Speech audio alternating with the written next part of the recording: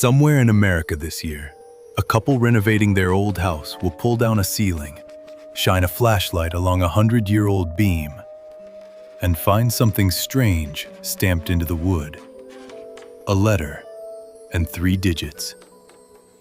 Something like A388.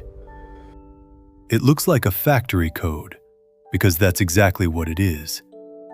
And it means something wonderful. Their house, the whole house, every joist and rafter and windowsill, arrived in the mail, ordered from a catalog, delivered in a boxcar, nailed together by the family that bought it. Between 1908 and 1942, Sears, yes, that's Sears, sold more than 70,000 entire houses by mail order. Then, years later, in a routine office cleanup, Sears destroyed the sales records. Every address, every buyer, gone. 70,000 houses are hiding on America's ordinary streets right now, and nobody has a list. This is the story of the houses that came in the mail, and the detectives hunting them, one attic at a time. If you watched our first story, you know the machine behind this one. The Sears catalog. The store without walls that could put anything in front of any family in America.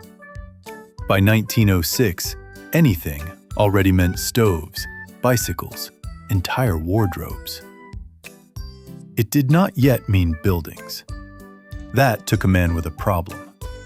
The man is Frank Kuschel, a Sears manager who's just been handed the company's building materials department. And it's a mess. Sales are down. Lumber and millwork sit rotting in warehouses, tying up money. His assignment, roughly? Fix this embarrassment. Kuschel looks at the unsold doors, the stacked window frames, the acres of lumber, and has the kind of thought that sounds insane in every century. What if we stopped selling the parts and sold the whole house? Every board, every nail, every hinge, one item, one price, one boxcar. He takes the idea to Richard Sears himself. The showman says yes. Honesty requires a footnote here. Sears wasn't first. That same year, a company called Aladdin out of Bay City, Michigan, offered the first true mail-order kit homes. But Sears had the unfair advantage no inventor can match. Its catalog was already on the kitchen table of millions of American homes. Aladdin invented the idea. Sears had the megaphone. In 1908, the first Book of Modern Homes goes out. 44 house designs, priced from $360 to $2,890. In today's money, roughly $13,000 to $100,000. For a working family in 1908, those numbers are revolutionary. A real house, modern, handsome, owned, for the price of diligence. And what you got for that money grew into one of the great logistics marvels of the century. Your house arrived at the local depot in railroad boxcars, roughly 30,000 pieces. Framing, flooring, shingles, doors, windows, hardware, plus 750 pounds of nails and 27 gallons of paint. And one book, 75 pages, How to Assemble Your House. Then, in 1916, came the touch of genius that makes these houses findable a century later. The lumber began arriving pre-cut, every piece sawn to final length at the mill, and every piece stamped with a letter and number code matching the blueprints. A 388 goes here, B201 nails to A388. Sears had invented flat-pack furniture, except the furniture was a 3-bedroom house, and the Allen wrench was your father-in-law. That's genuinely how they went up. Families assembled their own homes. Brothers, neighbors, church friends, weekends and summer evenings, exactly like the barn raisings their grandparents knew. Sears fed the machine from its own lumber mill in Cairo, Illinois, and its own door and window works in Ohio. The store without walls was now shipping walls.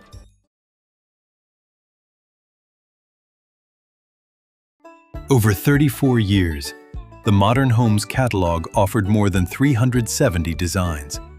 Everything from snug two-room cottages to columned beauties like the Alhambra. And these weren't shacks.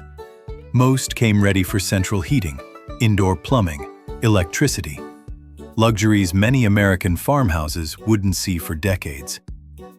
Think about what that meant in, say, 1915.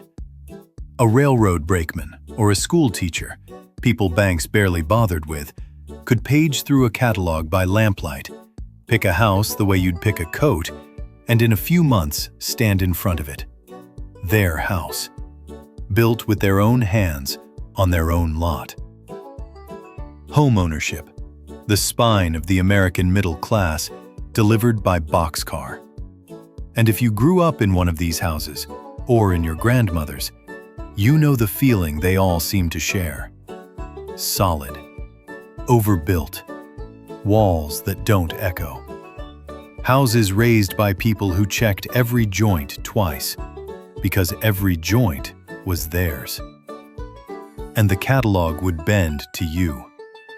Want the floor plan flipped? The porch on the other side. Sears would reverse it. Want better grades of lumber and trim? Pick your quality.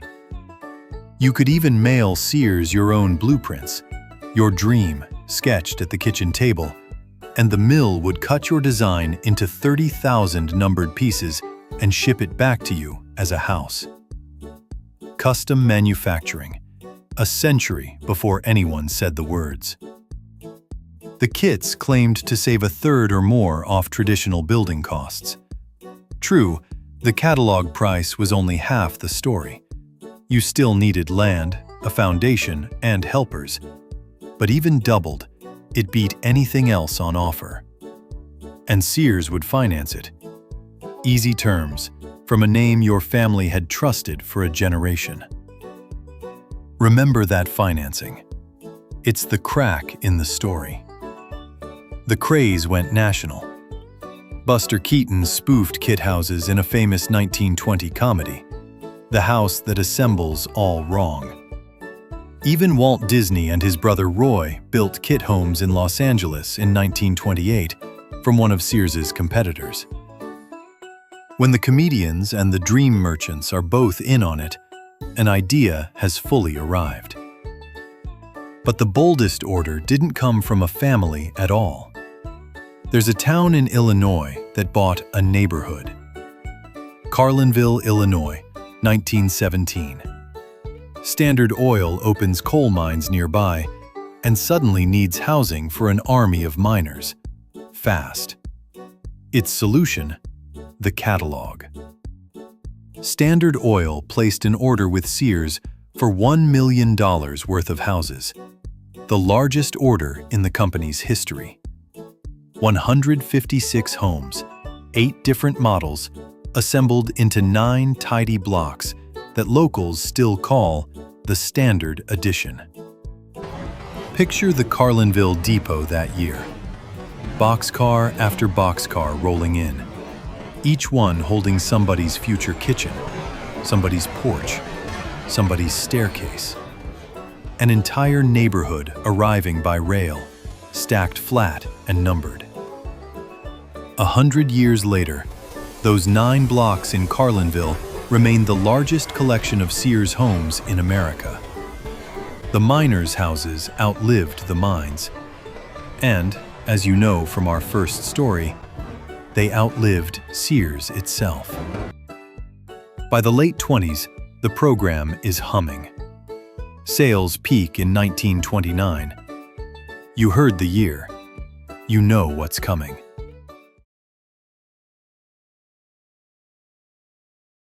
The Great Depression didn't kill the idea of the mail-order house. It killed the financing. All those easy Sears mortgages, extended in good faith to exactly the modest families the program served, began to fail as jobs vanished. Buyers defaulted by the thousands. Sears, itself fighting for its life, as we saw in Episode 1, eventually had to liquidate $11 million in defaulted home loans, which meant the warm company that had mailed people their dream was now, in the hardest years of their lives, taking those dreams back. Nobody in that transaction was a villain, and everybody lost. But the magic never recovered. The Modern Homes catalog printed its last edition in 1940. The final sales trickled out by 1942. 70,000 houses in 34 years. Then the program closed its books. And here is where this story turns into a mystery.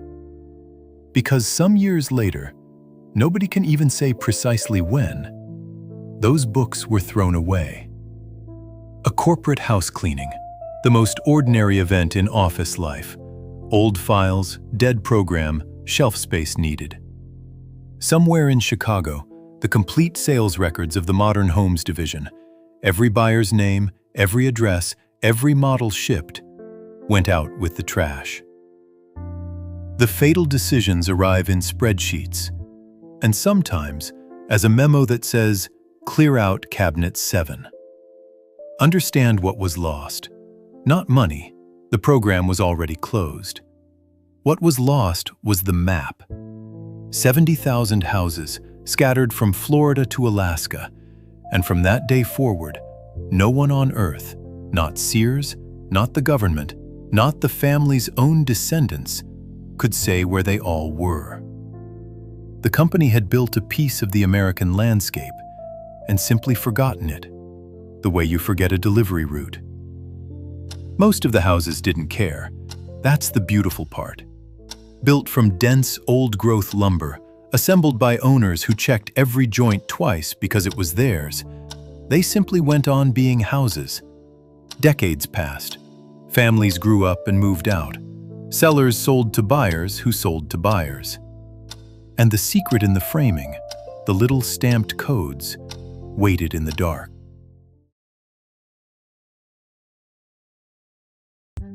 The rediscovery began, as rediscoveries do, with a handful of obsessives. Chief among them, a researcher named Rosemary Thornton, who spent 2 decades crisscrossing the country, matching real porches to catalog pages, and literally wrote the book, The Houses That Sears Built. Around her grew a movement of volunteer house hunters. One determined woman has spent years documenting every kit house in Ohio, feeding a crowdsourced national database that grows to this day. Their methods are pure detective work.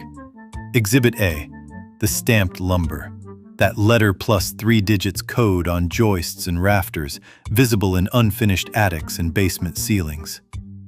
Exhibit B, shipping labels, still glued to the back of millwork and trim after a century. Exhibit C, the silhouette itself. Window spacing, porch columns, roof lines, matched against 370 catalog designs like a mugshot book. And the work demands honesty, because the field is full of imposters. Sears had competitors: Aladdin, Montgomery Ward's kit line, Gordon Van Tyne, and they all borrowed designs from each other shamelessly. Houses that look exactly like a Sears model, sometimes aren't. Real hunters confirm before they claim. It can take months. The joy, they'll tell you, is in the confirming. So, the question this episode asks, how does a company sell 70,000 houses and then lose them? Because the company and the customers were never buying the same thing. To Sears, a modern home was inventory, a brilliant fix for a warehouse problem, a line item that stopped performing in 1940 and got filed accordingly. To the families, it was the only purchase of their lives that held their lives. Sears kept what it valued, the ledgers for a while. The families kept what they valued, the houses, forever. Only one of those things is still standing. Which brings us to your street.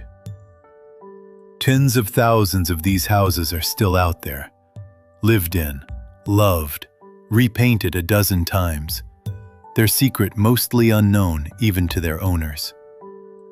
They cluster in the Midwest and the East, but they've been found from California to Alaska. So if your house, or your parents' house, went up between 1908 and the early 40s, here's the detective's checklist. 1. Look at exposed framing in the attic or basement ceiling for stamped letters and numbers on the wood. 2. Check the back of trim and built-ins for old shipping labels. 3.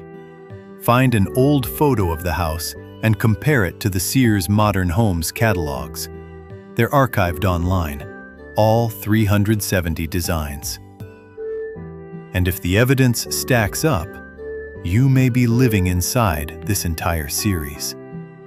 A house sold by the company from Episode 1, shipped on the railroads that built Episode 5's towns, to families like the ones who built Gary.